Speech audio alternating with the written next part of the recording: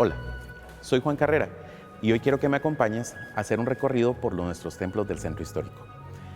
A este recorrido lo hemos denominado la Ruta de la Fe, porque en él vamos a encontrar una serie de datos que nos demuestran cómo el ser humano es capaz de hacer cosas maravillosas en las diferentes disciplinas, inspirados en sus creencias.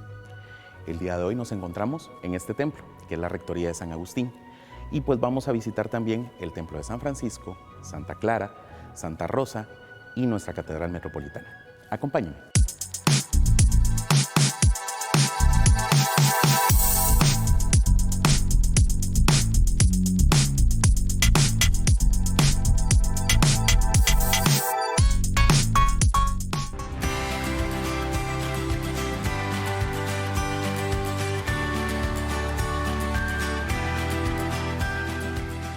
La Orden de San Agustín fue la primera en trasladarse hacia el Valle de la Ermita, ya en el año 1777.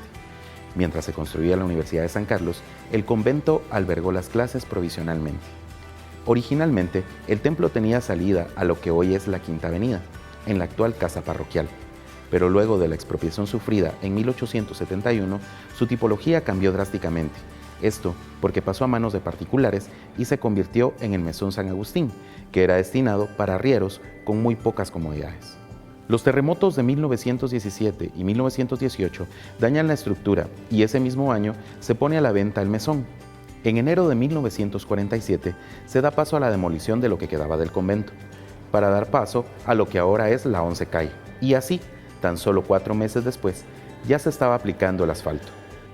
Al año siguiente se empieza a construir el templo, el que es inaugurado en 1951, obra de Raúl Aguilar Batres, dejando un pequeño atrio. Su fachada está recubierta de concreto imitando piedra, inspirada en las fachadas retablo de una sola entrada. En la parte superior se puede apreciar a 2 ángeles sosteniendo una cruz, inspirados en la fachada de la Merced. 4 hornacinas en las que se encuentran las esculturas de San Francisco, San Agustín, San Luis IX, rey de Francia, y Santa Isabel de Hungría, obras probablemente de José Nicolás, autor del altar mayor de San Francisco, y en su interior encontramos una sola nave cubierta de bóveda al centro con iluminación y ventilación lateral. Y con esta excelente vista nos despedimos de San Agustín, un lugar que de seguro nos dejó datos que no sabías. Ahora nos vamos al Templo de Santa Clara, que está ubicado en la Sexta Avenida y 13 calle. Acompáñame.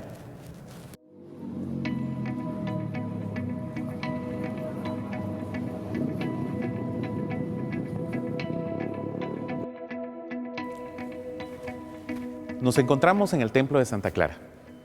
Esta es solo una pequeña parte de lo que pudo haber sido un conjunto de una sola manzana. Las clarisas fueron la primera orden que vino al valle. Se instalaron temporalmente en la casa parroquial de la Ermita, en la actual zona 6, y luego se pasaron a este conjunto en el año de 1795. En los terremotos de 1917 y 18, el templo sufre grandes daños. Su bóveda central se cae. A pesar de los daños, aún se logra rescatar la pintura del Nazareno de Santa Clara, obra que durante el siglo XX tuvo mucha devoción. Con la expropiación de los bienes, en 1871, el convento pasa a manos de particulares. Después de todos estos usos, llega uno de los cambios más grandes de la manzana. Se hace la demolición de todo lo que quedaba para dar paso a la construcción del Teatro Capitol, el que se inauguró el 16 de agosto de 1924. Lo único que queda de lo que en su momento fue el convento de las Clarisas es el local adjunto al templo, en el que por años funcionó el almacén Radio City. En su interior se encuentran las bases de una de las fuentes, así como uno de los pasillos en los que todavía se puede apreciar los arcos del convento.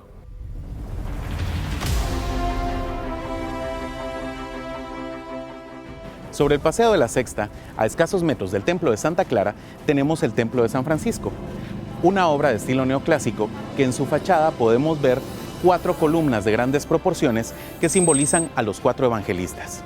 Al centro hay 2 columnas de menor proporción que también nos muestran a las esculturas de Moisés y de Elías. En su interior se encuentran muchos más tesoros. Acompáñenme a verlos. Su ubicación original era donde actualmente se encuentra el asilo Rafael Ayau, pero debido a las condiciones del terreno, la aguada prehispánica y los planes que tenían preparados, solicitan el cambio de lugar, el cual es autorizado en el año 1787. Esto cambia por completo la tipología del diseño de Marcos Ibáñez. Su construcción se inicia en el año 1800, a cargo del arquitecto Santiago Marquí, construyéndose en el año 1851. El conjunto sufrió la expulsión de la orden religiosa en los años 1824 y 1871, por lo que fueron expropiados los terrenos, dejando solamente el templo. En el lugar donde se encontraba la huerta y la capilla de los terciarios fueron usados para diferentes cosas.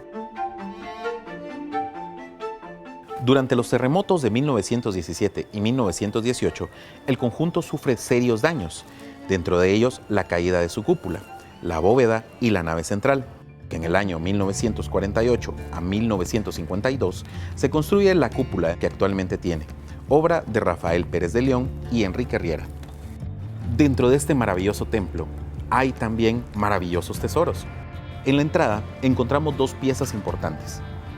Por un extremo, la cabeza y un brazo del Cristo de Trujillo, que vino desde esa población hondureña para su resguardo, luego de haber sufrido la mutilación en un ataque de corsarios neerlandeses en 1642. Y en el otro extremo encontramos la imagen del Señor sepultado, imagen de estilo barroco que data del siglo XVI y que se cree era un crucifijo. Y durante el siglo XVIII se le hicieron las modificaciones, como hacer giratoria la cabeza y los gonces de los brazos y una de sus piernas. Este es un trabajo único en su género, ya que para cubrir estos gonces se utilizó cuero, técnica que hasta el momento es la única en su género. La Virgen de los Pobres, obra del siglo XVI, fue mandada a hacer bajo la advocación de la Inmaculada Concepción, pero al estar ya lista para su veneración, llegó la llamada Virgen de los Reyes, donación del rey Carlos V y Juana I, convirtiéndose en la primera imagen de esta advocación en llegar a América, y la cual cuenta con un rezado de más de 400 años. Ahora nos encontramos en la antigua Casa Arzobispal. Esta está ubicada, como podemos ver, frente al Templo de Santa Rosa. Acompáñeme a verla.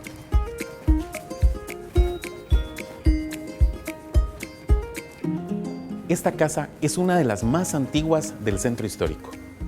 Todavía se conservan los elementos que fueron traídos desde el Valle de Panchoy, tales como su pórtico de piedra, la baldosa de barro y las bases de estas columnas.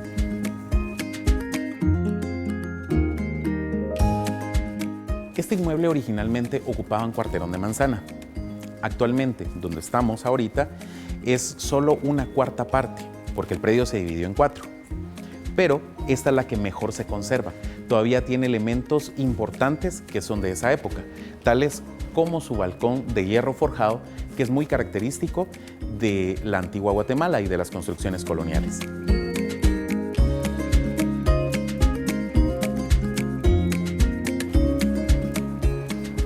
Esta casa fue importante no solo porque fue Cayetano Franco Monroy el que habitó acá, sino que a lo largo de toda la historia ha tenido también personajes que son importantes dentro de la historia de esta casa. En 1779, la propiedad es vendida a José María Vergara, quien un año más tarde la vende al presbítero Julián Martínez Batres, quien la cede al clérigo Cayetano Franco Monroy, para que la use como casa arzobispal provisoria.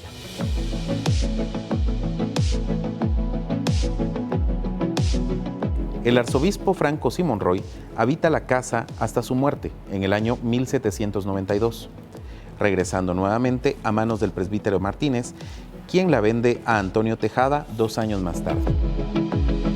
Así, se va dando una serie de compras y ventas de la propiedad hasta llegar a 1939, en donde es adquirida por don José García, fotógrafo de profesión y quien logra instalar uno de los primeros estudios fotográficos de la ciudad.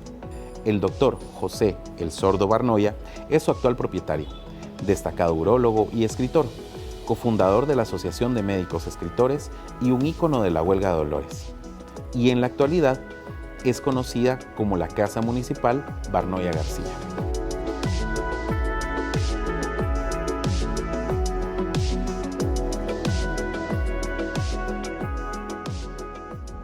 Y continuando con nuestro recorrido, la Ruta de la Fe nos trae hacia el Templo de Santa Rosa, el cual está ubicado en la 8ª calle y 10ª avenida.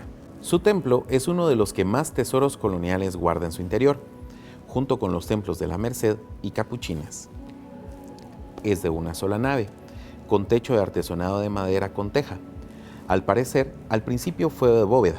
En el cielo falso se pueden apreciar 8 medallones que fueron traídos desde la antigua catedral en el Valle de Panchoy. En 1786 es construido, obra de José Bernardo Ramírez. Fue el segundo templo en construirse.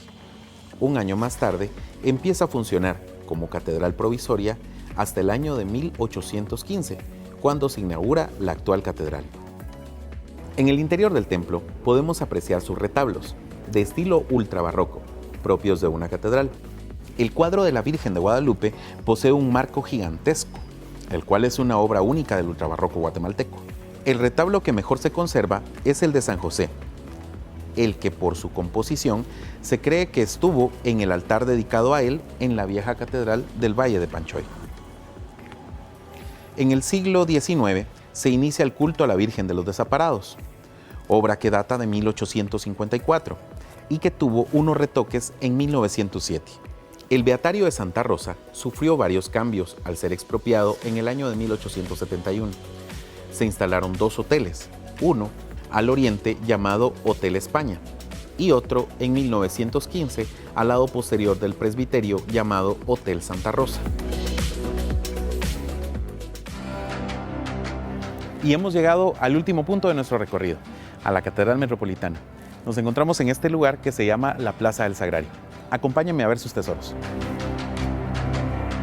El conjunto de la Catedral Metropolitana es el único que se conserva en su estado original, en la traza de 1776, con su templo al centro y en sus costados el antiguo Colegio de Infantes, y al otro la Casa Arzobispal. Es una joya arquitectónica de estilo neoclásica, en planta de cruz latina con 5 naves. Fachada construida de piedra caliza extraída de la cantera del Naranjo, que posee en su parte frontal una escultura en alto relieve de Santiago el Mayor. En el Valle de la Ermita, la catedral tuvo 3 ubicaciones. La primera fue en lo que actualmente es el Mercado Central, luego se traslada al Templo de Santa Rosa y la tercera es su ubicación actual. Los trabajos de construcción se dan desde 1790 a 1802. En 1805, el proyecto pasa a manos de Santiago Marquí, haciendo avanzar realmente la obra, logrando así que ésta sea inaugurada en 1815, eso sí, sin campanarios. En el año 1857 se hacen reparaciones en la parte posterior de la catedral, esto debido a las múltiples perforaciones de bala que recibe durante las invasiones de Francisco Morazán en 1829 y 1840.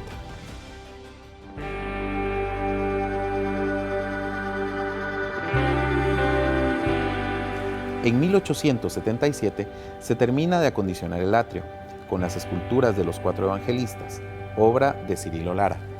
No cabe duda que, como hemos podido ver a lo largo de este recorrido, los terremotos de 1917 y 18 fueron fundamentales en los cambios realizados en la ciudad, y como en los otros templos, la catedral no fue la excepción, y se derrumbaron sus campanarios, el remate, la cúpula y los 4 evangelistas que se habían colocado en el atrio. Es de acá que se cree que nace el dicho hasta que San Juan baje el dedo, ya que a pesar de la destrucción de las esculturas, la de San Juan continuó con su brazo erguido. En 1924, Guido Albani crea una nueva cúpula con un diseño que trata de mejorar la acústica y la iluminación, haciéndolo de concreto reforzado, e incluye en las pechinas y colocados en alto relieve las esculturas de los evangelistas sucumbidas ante los terremotos. Y 2 años más tarde se coloca un reloj en el remate marca Frederick Kofner.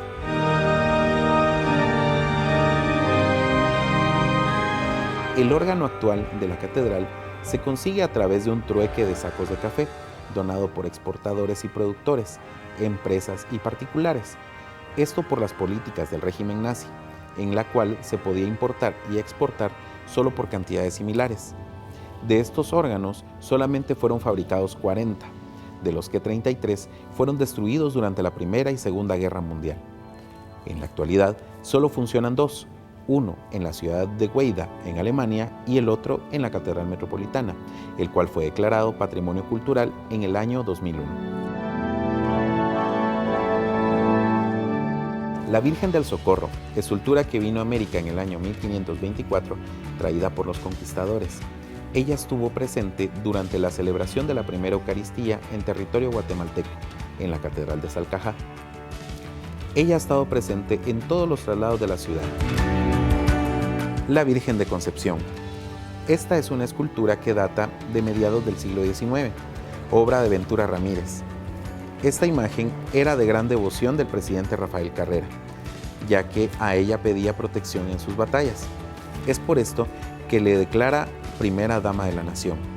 Le obsequia un Espíritu Santo de plata, el cual se encuentra en el Museo Arquidiocesano.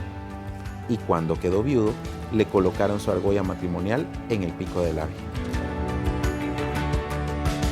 Y así concluye esta ruta de la fe. Muchas gracias por haber estado con nosotros. Asimismo, los invitamos a que continúen viendo nuestros recorridos en este 23º Festival del Centro Histórico. Quédate conectado.